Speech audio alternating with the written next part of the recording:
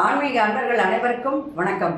உங்களை எல்லாம் இந்த ஆன்மீக சேனல் மூலியமாக சந்திக்கிறதுல நாங்கள் ரொம்ப சந்தோஷப்படுறோம். நாங்கள் போடுற வீடியோலாம் உங்களுக்கு பிடிச்சிருந்தா நீங்கள் லைக் பண்ணுங்கள், ஷேர் பண்ணுங்கள். குளத்தூர் பாபா டெம்பிள் சேனலுக்கு நீங்கள் சப்ஸ்கிரைப் பண்ணுங்கள். இன்றைக்கி திருப்பாவை பாடல் 26 பாடி அதற்கான விளக்கங்களை சொல்ல வந்திருக்கேன். வாங்க இப்போ நம்ம வீடியோக்குள்ளே வரலாம். திருப்பாவை பாடல் 26. மாலை மணிவண்ணா மார்கழி நீர் ஆடுவான், மேலையார் செய்வனகள் வேண்டுவன கேட்டிலேயே, ஜாலத்தை எல்லாம் நடுங்க முரல்வன பாலன்ன வண்ணத்தில் பாஞ்ச சன்னியமே, போல்வன சங்கங்கள் பொய்யாடுடனவே சால பெரும்பறை பல்லாண்டு இசைப்பாரே, கோல விளக்கே கொடியே விதானமே ஆளி நிலையாய் அருளேலோ ரெம்பாவாய். இது பாடல். இப்போ இந்த பாடலுக்கான விளக்கம். இந்த பாடல் முழுவதுமே எம்பெருமானிடம் ஆயர்பாடி பெண்கள் எல்லோரும் ஆண்டாலும் சேர்ந்து தான் எல்லாரும் சேர்ந்து தங்களுக்கு தேவையானது எது எது அப்படின்னு சொல்லி வேண்டி கேட்டு அவர்கிட்ட அதை வாங்குவதாக அமைந்த ஒரு பாடல் தான் இது.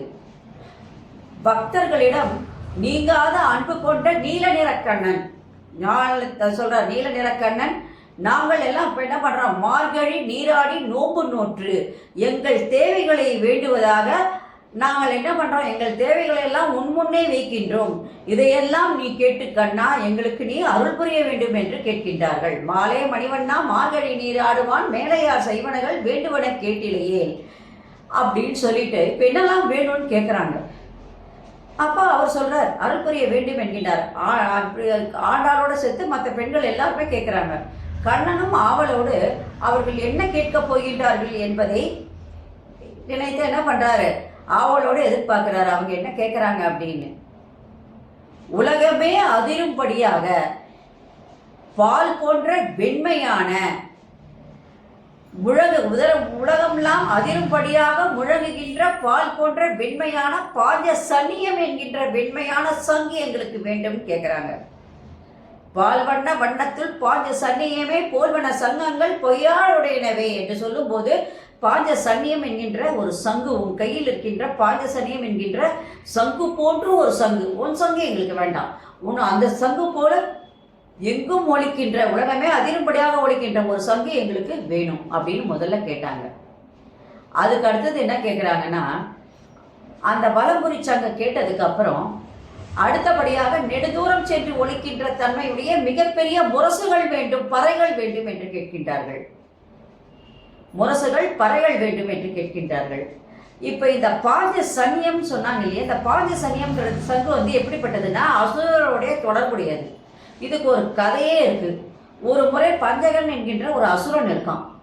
அவன் என்ன பண்றானா, அந்த அசுரன் எல்லா தேவர்களுக்கும் முனிவர்களுக்கும் தொல்லை கொடுத்துக்கிட்டே இருக்கான். அப்போ அந்த சாந்திமணி முனிவர்னு ஒருத்தர் இருக்கார்.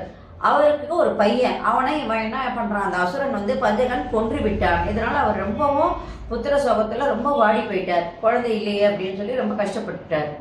இப்போ இந்த மாதிரி தருணத்தை தான் கண்ணன் என்ன பண்றாருன்னா, இந்த சாந்திமணி முனிவர்கிட்ட அவரை குருவா வச்சு இவர் மாணவராக அவர்கிட்ட வித்தைகள் எல்லாம் கத்துக்கிறதுக்கு வர்றாரு. அப்போ அந்த பல வித்தைகளை கற்றுக் கொடுக்கின்ற அந்த சாந்திமணி முனிவர் என்ன சொல்றாருன்னா, குரு தட்சிணையாக நீ எனக்கு என்ன தரணும், குரு தட்சிணை கொடுக்கறதுக்கு கண்ணன் ரெடியா இருந்தார். அந்த குரு தட்சிணை நீ எனக்கு கொடுக்க வேண்டாம், நீ கொடுக்குற ஒரே தட்சிணை என்னன்னா, இந்த மாதிரி கதையை சொல்றார். இந்த பஞ்சகன் என்ன பண்றான், என்னுடைய பையனை கொன்னுட்டான், அதனால நீ அவனை கொன்று விட வேண்டும், இதுவே எனக்கு நீ தருகின்ற குரு தட்சிணை என்று சொன்னார். இதனால இதை கேட்ட உடனே கண்ணன் என்ன பண்றதுன்னு தெரியாம அந்த பஞ்சகன் எங்க இருக்கான்னு சொல்லி தேடி போகும்போது அவன் கடலுக்குள்ளவே ஒளிஞ்சிருக்கான். அதனால அந்த தண்ணிக்குள்ள பெருமாள் போய் என்ன பண்றாரு, அந்த பஞ்சகனை கொன்று அவனை ஒரு சங்காக மாற்றி தன் கையில் வைத்து உலகமே அதிரும்படியாக ஊதுகின்றார். அந்த பாஞ்ச சன்னிய சங்கு போன்று ஒரு சங்கை தான் இங்க இருக்கிற ஆயப்பாடி பெண்கள் கேட்கிறாங்க. அதுக்கப்புறமா என்ன சொல்றாங்க, நெடு தூரம் சென்று ஒழிக்கின்ற பறை ஒன்று வேண்டும் என்று கேட்கின்றார்கள். முரசு வேணும், பறையும் வேணும், முரசு போன்ற ஒரு பறை எங்களுக்கு கொடுங்கன்னு கேட்டாங்க. அதுக்கப்புறம் கொடி வேண்டும், அப்புறம் கொடிகள் வேண்டும், மங்கள தீபங்கள் வேண்டும், விமானம் வேண்டும், இதையெல்லாம் அவங்க கேட்குறாங்க. சாலம் பெரும்பறையே பல்லாண்டு இசைப்பாரே, கோல விளக்கே கொடியே விதானமே, கொடி வேண்டும், அப்புறம் எங்களுக்கு என்ன வேணும், விமானம் வேண்டும், மங்கள தீபங்கள் வேண்டும் எல்லாம் கேட்குறாங்க அவர்கிட்ட. கேட்டு முடிச்சுட்டு இதெல்லாம் நீ எங்களுக்கு அருள் தந்தால் நாங்கள் என்ன பண்ணுவோம், மிகவும் சந்தோஷப்படுவோம், எங்களுக்கு அருள் புரிவாயாக என்று கண்ணனிடம் மன்றாடி கேட்பதாக இந்த பாடல் அமைந்துள்ளது. நன்றி, வணக்கம். இந்த வீடியோ உங்களுக்கு பிடிச்சா நீங்கள் லைக் பண்ணுங்கள், ஷேர் பண்ணுங்கள். கொளத்தூர் பாபா டெம்பிள் சேனலுக்கு நீங்கள் சப்ஸ்கிரைப் பண்ணுங்கள். நாளைக்கு திருப்பாவை பாடல் 27 பாடி அதற்கான விளக்கங்களை சொல்ல வரேன். நன்றி, வணக்கம். ஓம் சாய்ராம்.